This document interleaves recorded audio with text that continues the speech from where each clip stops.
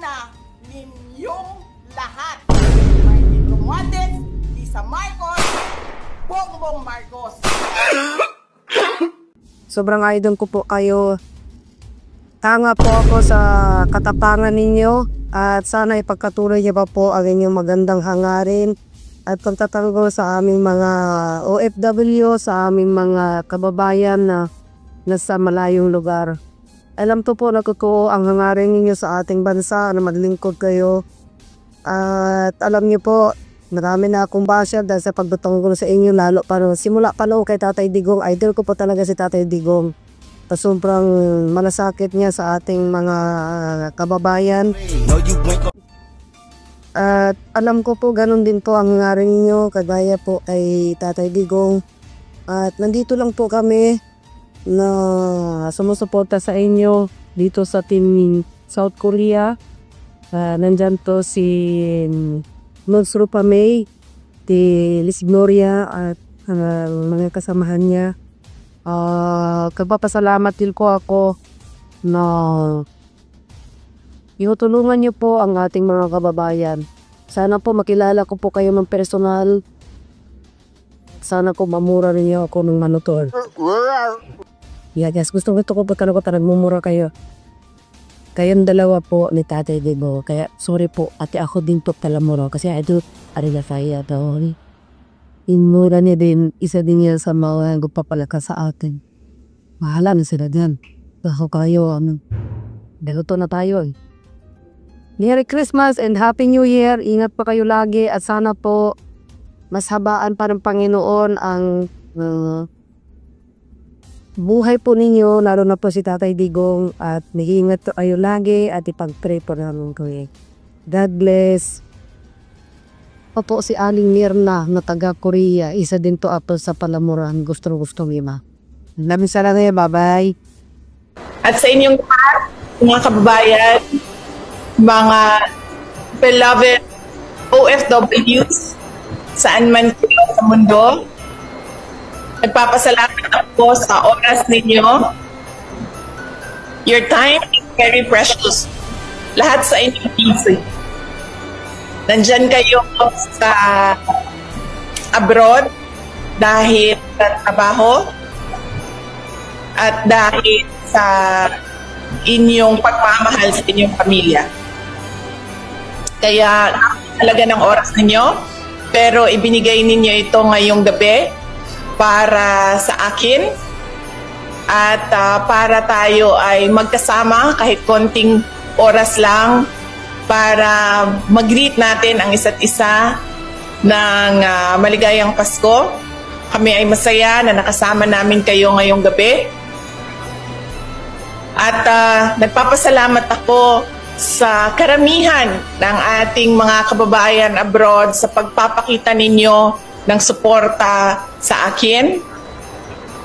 Lagi kong sinasabi sa lahat ng napupuntahan ko ng mga programa, unang-una ang aking pagpapasalamat personal sa inyong lahat, sa tulong ninyo, sa kampanya ninyo, sa suporta ninyo at sa boto ninyo para sa akin nung nakaraang halalan ng taong 2022. Alam nyo, unang-una ang dumating na absentee voting at yung mga boto na galing sa OFWs. At doon ko unang nakita ang landslide na boto ng aking mga kababayan at pagtitiwala.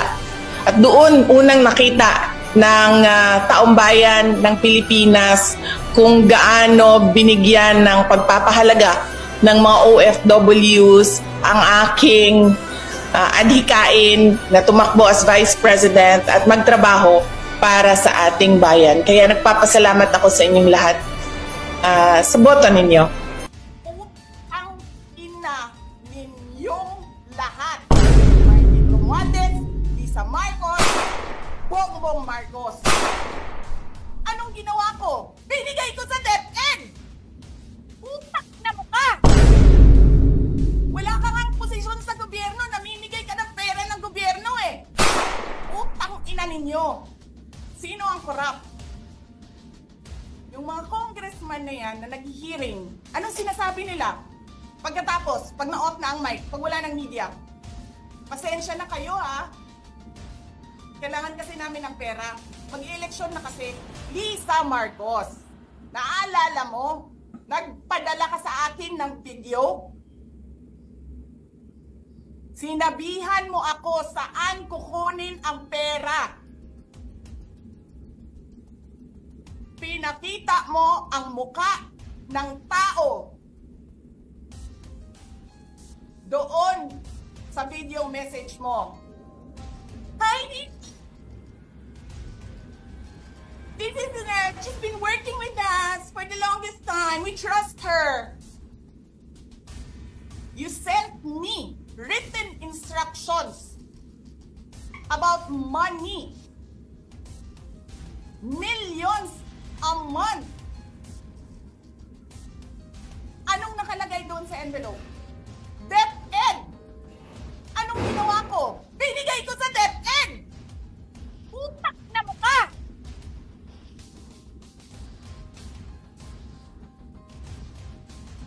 Wala ka ngang posisyon sa gobyerno, namimigay ka ng pera ng gobyerno eh.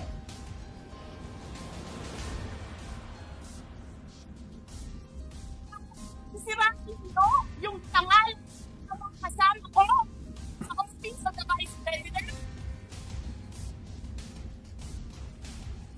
Sasabihin nyo sa mga tao, nakaw yan, confidential funds yan. Niwala nga kayong isang proof na confidential funds yan. Naniwala lang kayo sa isang babae na ang pangalan ay Gloria Mercado na nagsabi confidential funds yan, na hindi nyo nga nilabas na wala pang confidential funds, meron ng white envelope. Kasi 2022 pa lang, tangina mo ka, may utos na ng pera sa DepEd. Tapos kami yung nagsisinungaling? Nagpipigil ako eh. Kasi gusto ko lang magtrabaho. Gusto ko lang tapusin nyo na yung show ninyo dyan sa House of Representatives para makabalik na kami sa trabaho namin. Tapos ganyan ang gagawin ninyo sa amin dahil hindi kami sumusunod sa inyo? Dahil ayaw na namin tumulong sa inyo?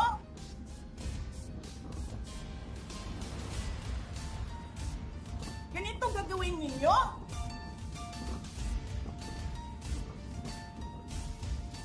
Presidente ka, may speaker ka na involved sa bribery ng Supreme Court justices. May video, may kaso, may witnesses. Hindi mo tinanggal yung speaker mo. Pinabayaan mo siya abusuhin ang pera ng bayan. Paikot-ikot sa buong bansa, namimigay ng pera na para bang kanya yung pera.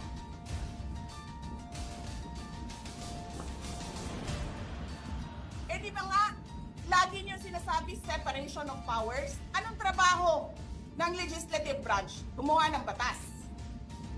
Anong ginagawa ni Martin Romualdez? Nagdidirect ng DSWD, namimigay ng ayuda,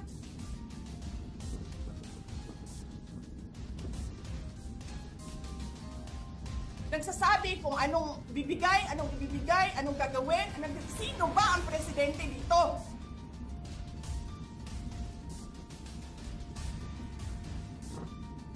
Alam nyo, alam namin, mali ang ginagawa ninyo.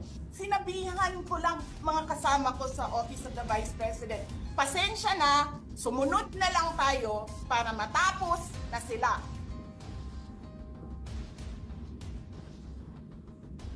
Tapos ganito ang gagawin ninyo? Alam namin, walang contemptuous doon sa ginawa